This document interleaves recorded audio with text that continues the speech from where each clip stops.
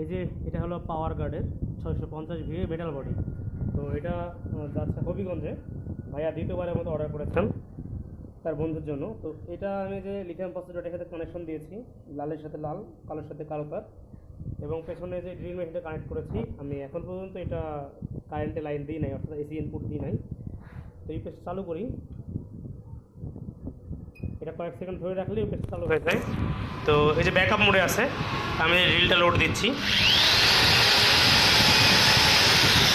আপনাদেরকে দেখাই। এই ড্রিল মেশিনটা কিন্তু এখানে লেখা আছে কত, 1400 ওয়াট। অ্যাকচুয়ালি এটা 1400 ওয়াট না, আর একটু কম খায়। যাই হোক, যেহেতু লোড নিছে সুতরাং 300 ওয়াটের উপরে আছে।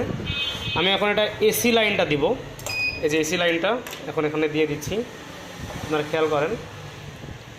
এসি লাইন দেওয়ার পরে কিন্তু সামনে এই যে সবুজ লাইট জ্বলে উঠছে। যাদের এই ধরনের ফ্রেশ কন্ডিশনের ব্যাটারি ছাড়া ইউপিএস প্রয়োজন, তারা